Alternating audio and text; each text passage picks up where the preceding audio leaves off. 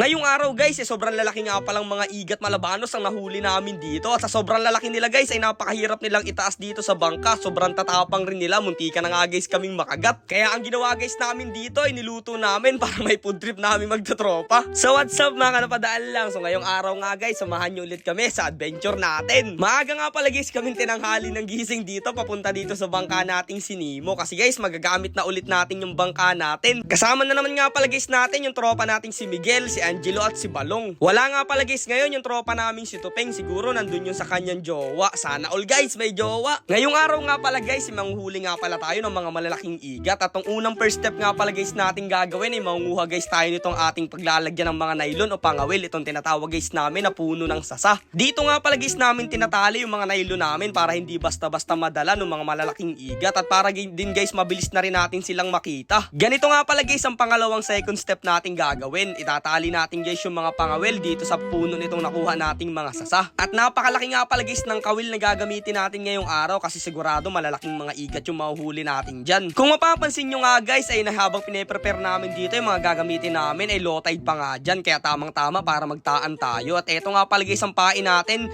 isdang palo na buhay. Gusto kasi guys ng mga igat na buhay yung kakainin nila, yung malilikot baga guys na isda, yung talagang sakmal na kaagad sa kanila yun at food trip na rin kaagad. At hindi alam guys ng mga igat na mahuhuli natin, sila naman ang food tripin namin. Bali nga guys 7 lang natangad yung itataan namin dito at sana nga guys bigyan tayo ng blessing ni Lord at bigyan tayo ng food trip na masarap. Sa mga solid followers nga pala dyan guys namin, sana po tulungan nyo kaming i-like at i-share tong video na to kasi malaking tulong guys yun sa grupo namin. Hindi naman siguro guys mabigat gawin yung pag-like at pag-share nyo dito sa video namin at kung gagawin nyo po yun, maraming salamat at sana bigyan din kayo ni Lord ng napakaraming blessing. Makalipas nga guys ang 3 oras, ipapandawin na natin yung mga kawil.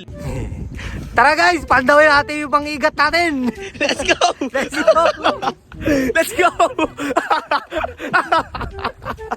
Grabe naman yun guys, miski ako nagulat talaga pero mas nagulat ako dito. Mabigat eh. Meron ako, meron. Aray mo! Aray mo! May huli guys! Yan nga, nagkawala! Ah! Wala na kasi ka! Oh, lagi! Gilig ko! Gilig! Ay, dalawa. Nagulat ako! Kinain niya yung ano? Kinain. Sobrang nakakagulat talaga guys itong nahuli naming isang igat dahil kasi guys tingnan nyo meron siyang kinain doon sa tiyan niya na niliwa na isa pang maliit na igat. Siguro guys eto yung nilumod niya na una itong maliit na igat na to tapos nakita niya yung pamain nating palo kaya yun kinain niya na rin. Grabe guys ang lakas palang pumudrip ng igat na to at eto naman guys yung susunod sobrang laki talaga. Yung gaano ka igat to? Yun! Mga magagat po eh! Laki. Magagat po Oh, eh! grabe, laki yun.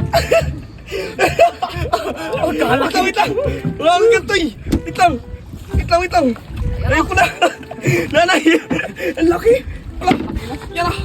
Sobrang nakakatakot nga guys itong isang igat na nahuli namin dahil nagwawala talaga siya. Tingnan nyo naman guys yung bibig niya talagang nakangangayan, ready kumagat. Sobrang talas pa naman guys ng ganitong ngipin yung mga igat malabanos. Paniguradong pag nakagat ka nito ay parang nilagari yung kamay mo sa sobrang tatalas niyan. Sobrang tuwa na nga guys namin magkakaibigan dito dahil napakarami na talaga naming nahuli. At eto nga guys yung susunod pa naming nahuli, napakalikot naman na igat na to.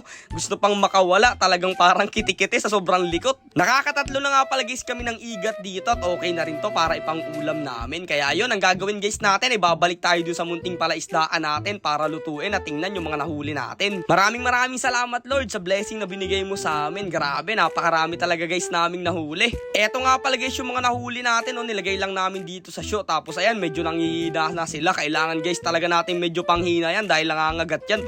Bago guys natin matanggal yung kawil dun sa kanilang bibig ay kailangan mahina o patay na sila. Yung dalawang igat nga pala guys na malaki dito ay bukas na lang namin yan lulutuin at gagawin namin yung adobo sa luyang dilaw. Grabe, sobrang sarap nun. Guys, magaprito tayo ng dalawang igat na buhay. Grabing habaw, buhay pa yan oh. Medyo malayo tayo at mainit yung kawali. Ariyo.